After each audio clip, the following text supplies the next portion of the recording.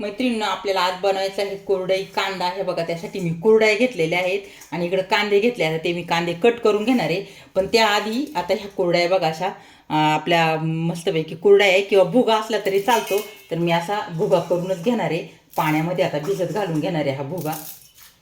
तर बघा, अगदी झटपट, आपल्याला काही जर भाजीला नसेल तर हा कुरडई कांदा एकदम बेस्ट. आणि याला जास्त टाईमही लागत नाही, काही नाही, अगदी आपला 5 मिनिटामध्ये. आता ह्या कुरड्यांचा आता मी भुगा करून ठेवलेला आहे. आता हा भिजणार आहे, तोपर्यंत मी कांदे कट करून घेते. एकदम साध्या सोप्या पद्धतीमध्ये आपला हा पटकन झटपटा हा भुगा होतो. इकडे मैत्रिणी, मी आता कढई तापाय ठेवलेली आहे.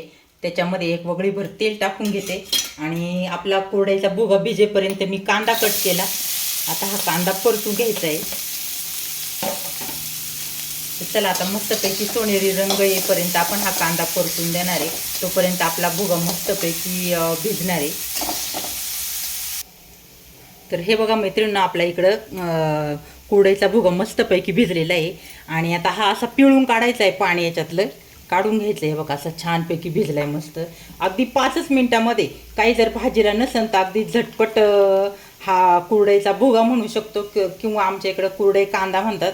कारण आता याला आपण कांदा परताय टाकलाय ना, कांदा घालून बनवणार आहे, म्हणून आपण आता कुरडई कांदा देखील म्हणू शकतो मैत्रिणींनो. तर हे बघा, अशा पद्धतीने आता मी सगळाच भुगा त्या टोपातनं इकडं पितळीमध्ये काढून घेतलेला आहे मैत्रिणींनो. बघा, एकदम मस्तपैकी आपला भुगा भिजलेला आहे. आणि इकडं कढईमध्ये आता मी कांदा परतून झालेला आहे बघा. तर हे बघा मैत्रिणींनो, मस्तपैकी आपला कांदा इकडे सोनेरी झालेला आहे. आता तो अगदी मी साईडला थोडासा करून घेते आणि मध्ये पुन्हा 1-1.5 वगळी तेलाची टाकून घेणार आहे.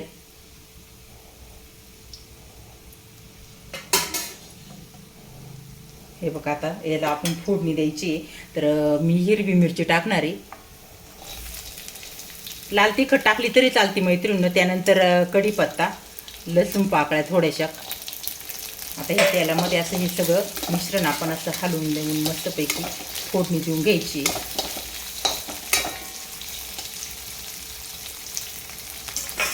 त्यानंतर मैत्रिणी थोडीशी मोहरी टाकते आणि जिरी, थोडी हळद पावडर.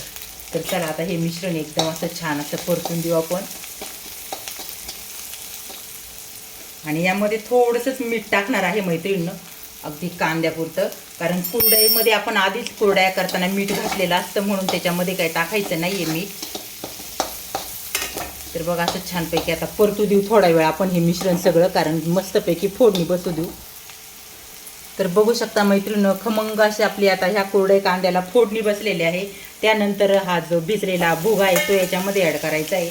आणि हे बघा, छानपैकी आता असं परतू घ्यायचं. बघा, अगदी घरच्या घरी कुठलंही जास्त साहित्य न वापरता अगदी छानपैकी हा कुरडईचा कांदा होतो मैत्रिणींनो. नक्की करून बघा. आणि एकदम खायलाही भन्नाट लागतो. आणि आपल्याकडं काहीच भाजीला नाही आहे, काय करायचं, कुरड्या तर वर्षाच्या साठवणीच्या आपल्या घरामध्ये असतात मैत्रिणींनो. तर बघा, एकदम छान असा हा कुरडई कांदा झालेला आहे.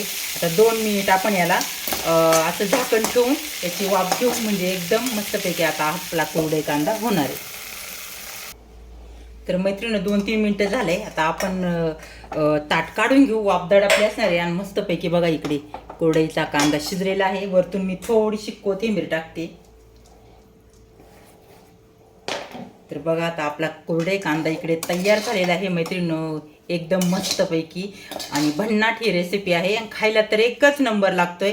नक्की सगळ्यांनी करून बघा, अगदी झटपट होणार आहे हा कुरडई कांदा. आपला इकडे कुरडई कांदा रेसिपी तयार मैत्रिणींनो.